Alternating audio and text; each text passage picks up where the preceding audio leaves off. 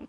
It's time now to Ask the Expert, and here to answer your questions live on air is Dr. Natasha Bhuyan, National Medical Director of One Medical. All right, let's get to it right now. Steve from Phoenix asked this: what are some tips for saving money on over-the-counter meds? Yes, so for OTC meds, this is where generics really do make a difference. The quality is the same as those brand name meds, but the key here is turn that package around and read the exact dosage, because you want to make sure you are getting the exact right dosage of that medication. And look for like the active ingredients. Is that like a main thing? Yeah, the main thing is the active ingredients, and also just look for the quantity, because you might be buying a pack of 10 or 20 or 30, and just if you compare head to head, pill by pill, the generic is always cheaper. Okay, next question. Alex from Scottsdale, he has two questions. The first one: with so many online options for prescriptions like Mark Cuban's thing, Amazon Pharmacy, these new Hims and Hers, what pitfalls do you have to be concerned with? Yeah, so with online pharmacies, you're not necessarily talking directly to a pharmacist like you would at your local pharmacy, but you can get in touch with pharmacists oftentimes on the phone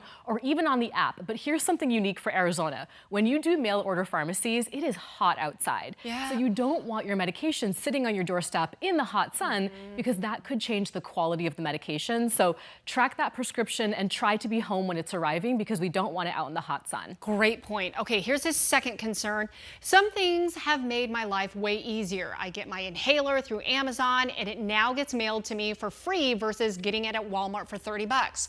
I feel comfortable because the prescription comes from my doctor, but these commercials for teledoc consultation for prescriptions worry me a little bit. So what should he do? Yeah, I can see, with these telemedicine health companies popping up, I can see why people would be concerned. Are they going to overprescribe something I might not need? Now, these folks are all licensed clinicians, and they should take a thorough history and only give you prescriptions that you need.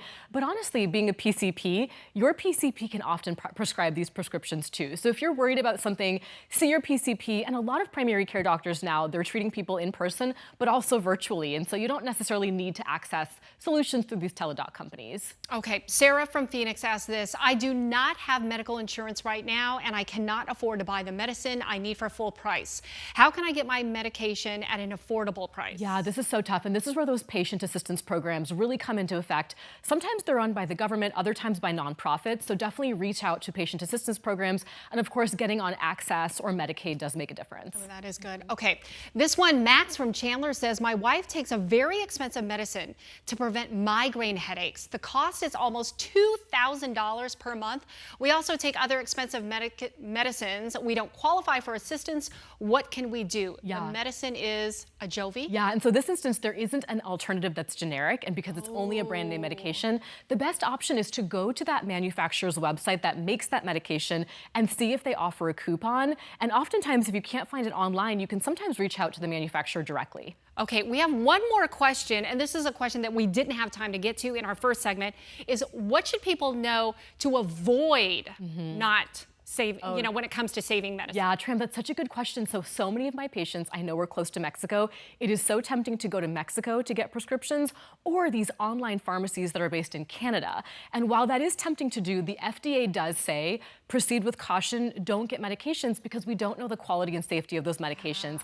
Other things I've seen people do is ration their medications or use expired meds.